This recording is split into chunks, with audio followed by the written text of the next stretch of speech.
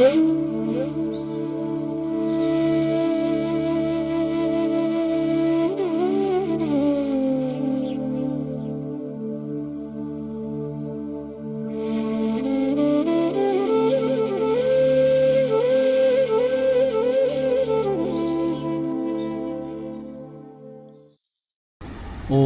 জননীং শারদাং দেবীং রামকৃষ্ণং জগদ্গুরুং পাদপদ্মে তয় শ্রুত্বা প্রণমামি মুহুর্মুহু। নমস্কার। শ্রী ঠাকুর, শ্রী মা এবং স্বামীজি মহারাজের আতুল চরণে ভুলুণ্ঠিত প্রণাম জানিয়ে আজকে আমরা দশমহাবিদ্যার দ্বিতীয় বিদ্যা তারা দেবীকে নিয়ে স্মরণ করব সৎকথায় শুভচিন্তন। শুরুতেই আপনাদেরকে কৃতজ্ঞতা জানাই যে অক্ষয় তৃতীয়ার পুণ্য দিনে আমরা সন্ন্যাসিনীদের সেবা করার সুযোগ পেয়েছি এবং সেটি একটি দুর্লভ সেবা পূজা। সন্ন্যাসিনীদের ভালোবাসা, আন্তরিকতা এবং আশীর্বাদ যেন মন ভরে যায় এবং তারা প্রত্যেকেই আপনাদের উদ্দেশ্য তাদের আশীর্বাণী জানিয়েছেন, কারণ এই সেবা পূজা আমার একার নয়, তারা সেটা জানেন। আপনাদের সকলকে অনুরোধ যে প্রেম পাথার PREMPATHAAR এই প্রেম পাথার ইউটিউব চ্যানেলটি একটু সাবস্ক্রাইব করে নিন। এতে কোনো অর্থ লাগে না, এমনি ইউটিউবে গিয়ে প্রেম পাথার সার্চ করলেই আপনারা পাবেন এবং সাবস্ক্রিপশানটা যদি একটু দ্রুততার সাথে বাড়ে তাহলে আমরা আরও অনেক নতুন নতুন অজানা তথ্য সম্বলিত ভিডিও ওই প্রেম পাথার ইউটিউব চ্যানেলে প্রকাশ করতে পারবো। এতে আপনাদের মন শান্ত হবে এবং আধ্যাত্মিকভাবে ভরে উঠবে। তাই এটা আপনাদের একটা দায়িত্ব কর্তব্যের মতন আপনারা গ্রহণ করুন। আর আমাদের আত্মবিকাশ এবং বিবেকানন্দ অনুধ্যান কেন্দ্রের মেয়েদের জন্য খুব আশু প্রয়োজন একটি ল্যাপটপ। আপনারা যদি কেউ এগিয়ে আসেন, কারণ আজকের যুগে বিজ্ঞান ছাড়া কিছু হবে না। তাদের প্রতিটি পড়তে পড়তে কোনো কিছু ভালো জিনিস দেখাতে গেলেই, বিশেষ করে মূল্যবোধের কোনো কথা ভিডিওর মারফত দেখাতে গেলেই, কারণ এই যুগের ছেলে মেয়েদের তো জানেন মন চঞ্চল, তাই এই ইউটিউবের মাধ্যমে দেখাতে পারলে সেটি খুব সুন্দর হয় এবং সেজন্য একটি ল্যাপটপের প্রয়োজন। তাই যদি কেউ এগিয়ে আসেন। আর আমরা এই কেন্দ্রের পক্ষ থেকে একটি স্কুলকে টেক আপ করবো, যে স্কুলের বাচ্চাদের আমরা বিকালবেলায় একটু নিউট্রিশাস ফুড দেবো। শিশু বিকাশের জন্য শিক্ষা যেমন দরকার, স্বাস্থ্যও দরকার। সেজন্য আমরা সেই পুজোতেই কোনো প্রতিষ্ঠান বা কোনো ব্যক্তিকেও অনুরোধ জানাচ্ছি, তিনি প্রতি মাসে এই দায়িত্ব নিতে পারেন বা অনেকজন মিলেও ক্ষুদ্র ক্ষুদ্র আকারে এই দায়িত্বে এগিয়ে আসতে পারেন। আপনারা আমাদের সাথে যোগাযোগ করতে পারেন। আমরা জানি যে কালী এবং তারাকে দুই আদ্যা মহাবিদ্যা বলা হয় এবং স্বরূপত কালী এবং তারা অভিন্ন।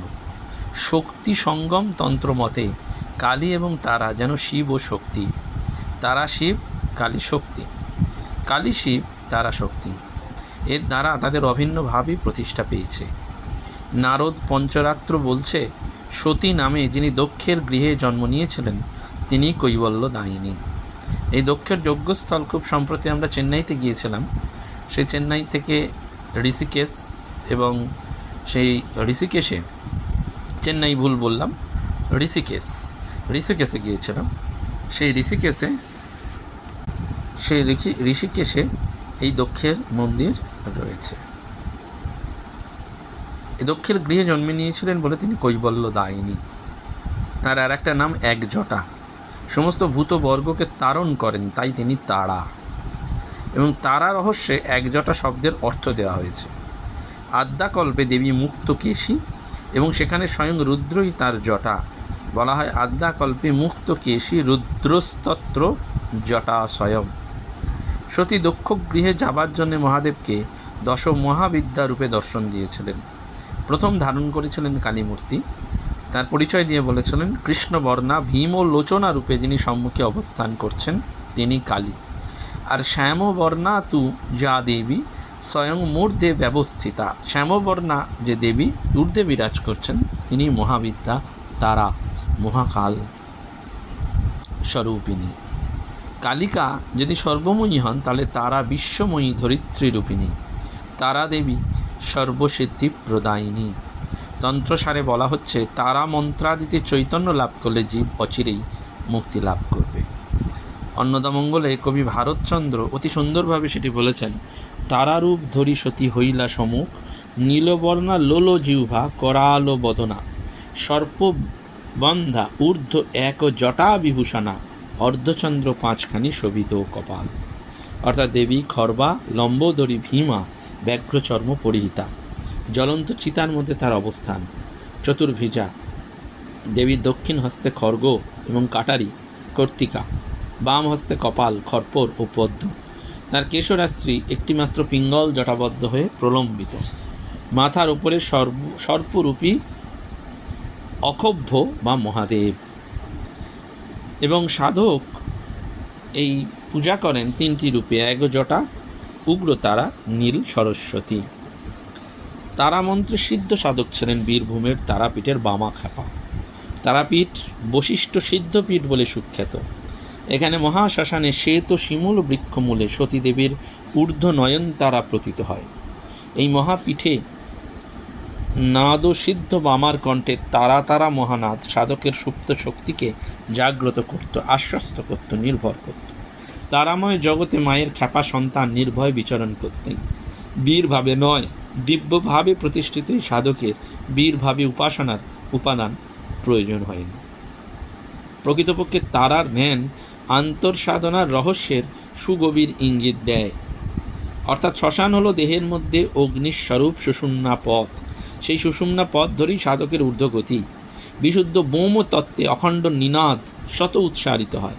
মায়ার সংস্পর্শে বোম ক্ষুব্ধ হলে বায়ুর উৎপত্তি হয়। বায়ুর গতি বক্র, সরল নয়। তখনই অখণ্ড নিনাদ খণ্ড খণ্ড আকারে অভিব্যক্ত হয়। বর্ণমালা তাই বায়ুরই খেলা। সাধক বামাখ্যাপার সাধনায় করুণাময়ী মাতারার সন্তান বাৎসল্যের রূপটি প্রকাশিত হয়।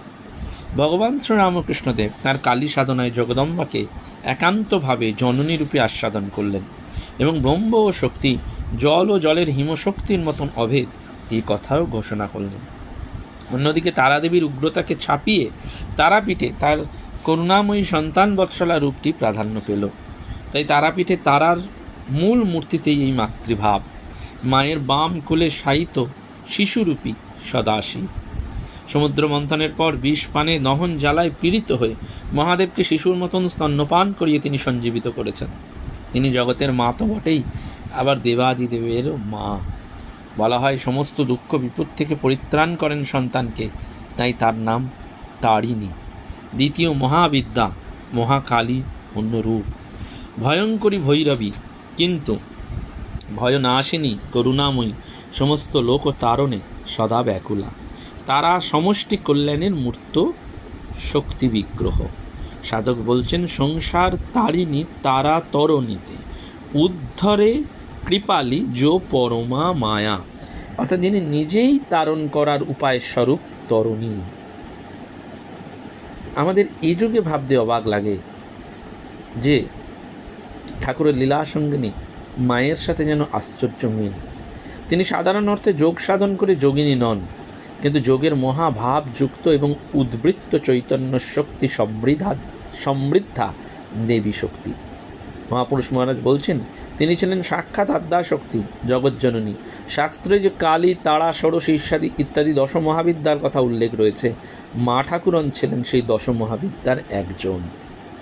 অন্য একটি চিঠিতেও লিখেছেন তিনি সাধারণ মানবী নন, সাধিকাও নন বা সিদ্ধাও নন।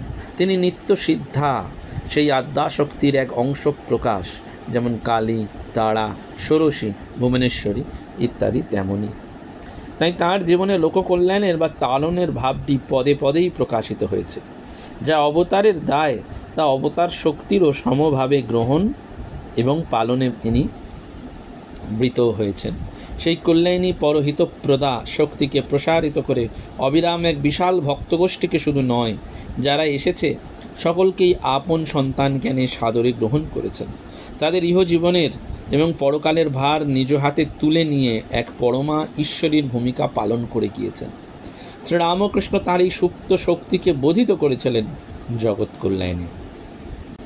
অন্যদিকে মাতৃত্ব সেও এক বিশাল আকার ধারণ নেয়, কারণ মাই মুক্তিদাত্রী, ত্রাণকারিণী, অভয়দায়িনী। মা তারার ধ্যানমূর্তি ভয়ঙ্করী হলেও মা নবযৌবন সম্পন্না। ষোড়শী এবং সপ্তদশীর মাঝখানে তিনি অর্থাৎ 16-17 বছরের দেবী। এর মর্মকথা হলো তিনি সৃজনাত্মিকা শক্তি নন এবং পূর্ণ ব্রহ্ম শক্তিও নন, অর্থাৎ অব্যক্তাও নন। তাঁর হাতের পদ্ম তাই ঐশ্বর্য, সমৃদ্ধি অথবা ব্রহ্ম বর্চস আনন্দের প্রতীক। তাকে বধূরূপিণী বলা হয়। জলচ্চিত্তা মধ্যগতা মা জ্বলন্ত চিতার মধ্যে অবস্থান করছেন।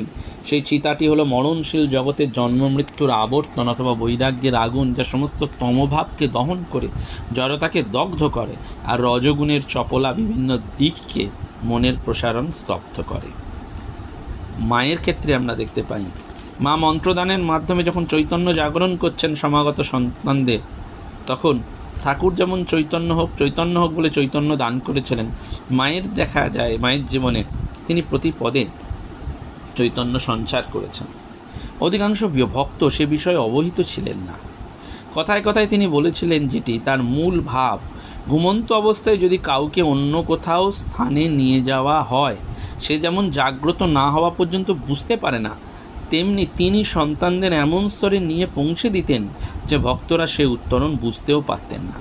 সে বিষয়ে সচেতনতা আসার জন্য হয়তো শেষের দিন পর্যন্ত অপেক্ষা করতে হতো। মা তার ইহকাল থেকে পরকাল সবই দেখতেন এবং নিয়ন্ত্রিত করতেন। এখানে তারা দেবীর মতন তাঁর শক্তিও তারণে, রক্ষণ এবং উত্তরণে সাধিত হয়েছে। বিভিন্ন তন্ত্রে আমরা তারার 8 রকমের রূপ পাই। উগ্র তারা, ভদ্রকালী, মহগ্রা, নীল সরস্বতী, তারিণী, মহানীল সরস্বতী, এক জটা এবং বজ্রা। ভারতবর্ষের 2 স্থানে এই তারা মন্দির প্রসিদ্ধ। একটি বীরভূমের তারাপীঠ, এটিকে উপপীঠ বলা হয়, অন্যটি হলো বিন্ধ্যাচলে। বিন্ধ্যাচলে অষ্টভুজা তারার নাম মহগ্না। তারামূর্তির 2 হাত এবং 4 হাত দেখা যায়। তারাপীঠে তারা পুজোর পদ্ধতি মহাচীন ক্রম অনুসারে। ঋষি বশিষ্ঠ এই আচার অবলম্বন করে সিদ্ধ হন। তারাদেবীর বর্ণনায় পাই তিনি জ্বলন্ত চিতায় অধিষ্ঠিতা। মায়ের ক্ষেত্রে আমরা দেখতে পাই, সংসারে বাস করলেও শ্রীমা বৈরাগ্যের অগ্নিশিখায় পরিবেষ্টিত থাকতেন। কাশীপুরে অসুস্থ ঠাকুরকে সুস্থ করার জন্য সংকল্প নিয়ে তারকেশ্বরে হত্যা দিয়েছেন। যেই শুনলেন রুদ্রের বৈরাগ্যের বিষাণ, পরপর সাজানো হাঁড়িগুলো যেন ভেঙে দেওয়া হচ্ছে, এমন এক আওয়াজ শুনলেন যে জগৎরূপ দুঃস্বপ্ন ভঙ্গকারী শব্দ। সেই শব্দের অভিঘাতে তাঁর চেতনায় জ্বলে উঠল পরম বৈরাগ্যের আগুন। সেখানেই আমরা মায়ের মুখে শুনতে পেলাম, এ জগতে কে কার স্বামী, এই সংসারে কে কার জন্য আমি এখানে প্রাণ হত্যা করতে এসেছি। এই চিন্তার স্রোত সম্পর্কে মা বলেছিলেন, জগৎ আমার নিকট ফাঁক হয়ে গেল এবং একেবারে সব মায়া কাটিয়ে এমনই সুতীব্র বৈরাগ্য এনে দিলেন। তাই পরবর্তীকালে ঠাকুর যোগমায়ারূপিণী রাধুকে নিয়ে এলেন মায়ের মনকে সংসারে বাঁধার জন্য। সংসারে থাকলেও মা তাই ত্যাগের আদর্শ রেখে গেছেন। কি নিরাসক্ত, কি নির্লিপ্ত তার আচরণ, অথচ ভাব। মা তারা যেমন শ্মশানের মধ্যে দাঁড়িয়ে আছেন, হাতে ধরা আছে সৃজনমুখী প্রফুল্ল পদ্ম, শ্রীমান মধ্যেও কালী এবং তারার যেন উভয় সহাবস্থান। তিনি এমন এক উচ্চ ভাবাবস্থায় স্থিত ছিলেন, যে অবস্থায় সর্বদেব দেবীর স্বরূপের সঙ্গে তার সহজ একত্ব ছিল। শ্রীরামকৃষ্ণের মধ্যে যেমন সাধক নিজ নিজ ইষ্টভাব প্রত্যক্ষ করতেন, শ্রীমার ক্ষেত্রেও তার ব্যতিক্রম ঘটত না।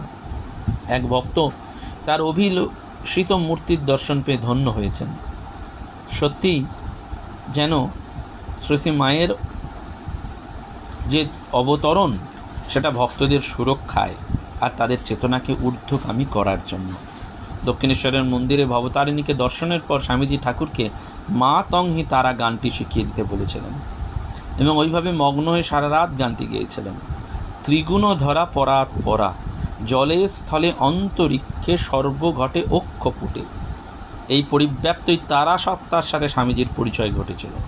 সেজন্য সন্ধ্যা, গায়ত্রী, জগদ্ধাত্রী এবং অকুলের ত্রাণকর্ত্রী দেবীর গুণগানে মগ্ন হয়ে তিনি নিজের অজ্ঞাতসারেই যেন নহবতে জাগ্রত শারদারূপিণী তারা দেবীর বন্দনা করেছিলেন। শ্রীরামকৃষ্ণ বোধিতা শারদা দেবী দশমহাবিদ্যারই নবতম শক্তির স্ফুরণ। নমস্কার, ধন্যবাদ। প্রাণারাম প্রাণারাম প্রাণারাম